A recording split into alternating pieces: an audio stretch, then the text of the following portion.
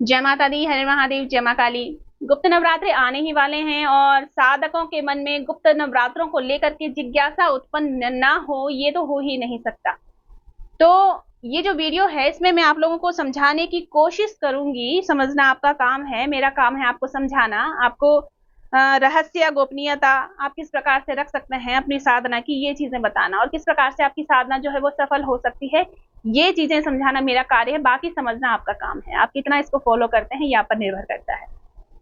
तो नवरात्रे जो हैं वो आने ही वाले हैं। 15 जुलाई से नवरात्रे शुरू हो जाएंगे, गुप्त नवरात्रे। और गृहस्थ लोग गुप्त नवरात्रे वैसे तो कहा जाता है नहीं रख सकते हैं, लेकिन मैं बार बार कहती हूँ, अपने हर वीडियो में कहती हूँ कि गृहस्थ गुप्त नवरात्रे रख सकते हैं, लेकिन कुछ नियम होते हैं जो आप लोगों को फॉलो करने होते हैं।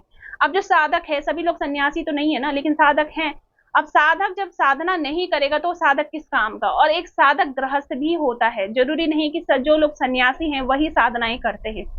इस समय पे सबसे ज्यादा संख्या जो साधकों की हुई है वो है गृहस्थ लोगों की। और गृहस्थ में रह करके आप अपने धर्म का पालन करके, अपने कर्तव्यों का पालन करके, यदि आप अपने इष्ट की सेवा भी साथ साथ कर रहे हैं तो उससे बड़ी तपस्या तो शायद कोई हो ही नहीं सकती है। तो गुप्त नवरात्रों में कुछ नियम होते हैं, कुछ विधान होते हैं जो आप फॉलो करके अपनी साधना को शक्तिशाली बना सकते हैं। और गृहस्थ में रह करके भी आप गुप्त नवरात्रि बहुत अच्छे से सेलिब्रेट कर सकते हैं। यहाँ पर अंतर सिर्फ इतना है कि सेलिब्रेट आपने गुप्त रह करके ही ये नवरात्रि करने हैं। आपने इसका ढिंडोरा नहीं पीटना, आपने क्या मंत्र उठाया है, किस प्रकार से अपने जप कर रहे हैं, आपके व्रत हैं या आपने मतलब क्या क्या चीजें आपने की हैं, ये सारी चीजें गोपनीय रहेंगी, तभी आपके गुप्त नवरात्रि जो है वो सफल माने जाते हैं। इस वीडियो में मैं आप लोगों को यही समझाने वाली हूं, इसलिए वीडियो को लास्ट तक जरूर सुनिए। और मेरा अनुरोध है कि इस वीडियो को शेयर जरूर कीजिएगा, लाइक जरूर कीजिएगा और कमेंट में जय माता दी जरूर लिखिएगा। या फिर जो आपकी इष्ट है, माँ काली है, माँ दुर्गा है, माँ बगलामुखी, माँ पीताम्बरा, जो भी आपके इष्ट हैं उनके जयकारे जरूर लगाइएगा। गुप्त नवरात्रों में की गई साधना सामान्य साधनाओं से 10 गुना अधिक फल देती है। आपके इष्ट जो हैं वो कई गुना शक्तिशाली होते हैं। आपकी साधनाएं जो हैं आपके इष्ट के प्रति जितनी गोपनीय रहेंगी, जितनी आप उसमें श्रद्धा भक्ति और कुछ नियम उसमें ऐड करेंगे, उतनी आपकी साधना जो है वो शक्तिशाली होगी, सफल होगी। लेकिन जैसे कि मैंने अभी बताया कि किसी भी सिद्धि को पाने के लिए गोपनीयता बहुत जरूरी होती है। ये तो खैर गुप्त नवरात्र है, गुप्त नवरात्रों में तो गोपनीयता सर्वोपरि होती ही है। लेकिन जब अदर आप दिनों में भी अपनी साधनाएं करते हैं तो आपकी जो गोपनीयता है साधना की, तो वो आपकी अगर बनी रहती है तो आपकी साधना जो है वो बहुत पावरफुल होती है। और साधना जो है आप समझो सफल हो गई है, क्योंकि वहां पर केवल आप हैं और आपके इष्ट हैं।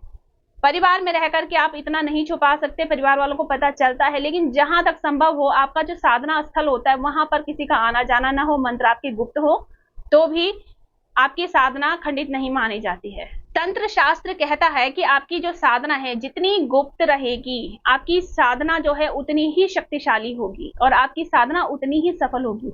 आप अपने अनुभव, आप अपने मंत्रों को, अपनी साधना को, अपने साधना स्थल को, अपने अनुभवों को केवल और केवल अपने गुरु तक बता सकते हैं। लेकिन गुरु के अलावा आपको ये चीजें किसी के भी साथ शेयर नहीं करनी चाहिए। यहाँ तक के फैमिली वालों से भी ये चीजें शेयर नहीं की जाती हैं, इस चीज का आप ध्यान रखिए, तो आपकी साधना जो है वो 100% सफल होती है। इसके अलावा गुप्त नवरात्रों में 3 ऐसी रहस्यमयी बातें हैं जो कि आपको याद रखनी बहुत जरूरी होती है, तभी आपकी साधना जो है गुप्त नवरात्रों में सफल मानी जाती है। सबसे पहली बात जो है कि नवरात्रि तो वैसे रात्रि काल का ही उत्सव होता है। माँ की साधना, माँ की पूजा, आराधना, हवन वगैरह जो भी होता है वो रात्रि काल में ही किया जाता है। लेकिन ये जो गुप्त नवरात्र हैं इसमें रात के 9 बजे से लेकर के 3 बजे तक का जो समय होता है बहुत महत्वपूर्ण माना जाता है शक्तियों को साधने के लिए। पहला जो नियम है वो है रात्रि 9 बजे से लेकर के 3 बजे आपकी जब साधना होती है तो ये गुप्त नवरात्रों में बहुत मायने रखती है। निशा काल का समय होता है, शक्ति जो है अपनी प्रबल चरम सीमा पर होती है और उस समय अगर आप साधना कर रहे होते हैं तो आपका जो कनेक्शन है वो सीधा सीधा शक्ति से बनता है। तो एक तो आपका ये नियम है, ये आपको फॉलो करना बहुत बहुत बहुत जरूरी होता है। दूसरा ब्रह्मचर्य, ब्रह्मचर्य का नियम इसमें बहुत मान्य होता है। ब्रह्मचर्य यदि आप 9 दिन तक, वैसे तो गुप्त नवरात्र जो हैं 10 महाविद्या के हैं, लेकिन जो सामान्य गृहस्थ हैं वो नवदुर्गा की पूजा इसमें करते हैं। 10 महाविद्या की आप तभी कर सकते हैं यदि आपके गुरु हैं, आपके गुरु आदेश देते हैं, आप अपने गुरु से साधना ले रहे हैं। लेकिन यदि आप गृहस्थ हैं, आप नॉर्मली पूजा पाठ करते हैं, फिर भी आप अगर गुप्त नवरात्रि रखना चाहते हैं तो आपने नवदुर्गा की ही पूजा करनी है। और ब्रह्मचर्य दोनों में ही आप 10 महाविद्या की पूजा करिए या नवदुर्गा की पूजा करिए, साधनाओं में ब्रह्मचर्य का बहुत महत्व रहता है। तीसरा इसमें आता है भूमि शयन। लेकिन आजकल की परिस्थिति को देखते हुए और आजकल के जो स्वास्थ्य को लेकर के लोग परेशान हैं उसको देखते हुए भूमि शयन यदि आप नहीं कर सकते हैं तो कोशिश कीजिएगा कि जो आपका सोने की जो जगह है, भले ही आप बेड पर सो रहे हैं, वो आपका जो बिस्तर हो वो बिल्कुल स्वच्छ हो और बिल्कुल अलग हो। यानी हमेशा की तरह आप जिस तरीके से सोते हैं उस तरीके से आपने नहीं सोना। अपना बिस्तर आप बिल्कुल अलग कर लें। अलग का मेरा मतलब ये नहीं कि बेड ही आप अपना अलग कर लें, अपना सेपरेट तरीके से अगर आप अपना शयन रखते हैं होती है आपकी साधना की जो ऊर्जा बन रही होती है, आपका शरीर उसको ग्रहण कर रहा होता है। उस समय शरीर आपका नहीं होता, वो शक्ति का होता है और इसका ख्याल रखना आपका पूरा धर्म होता है।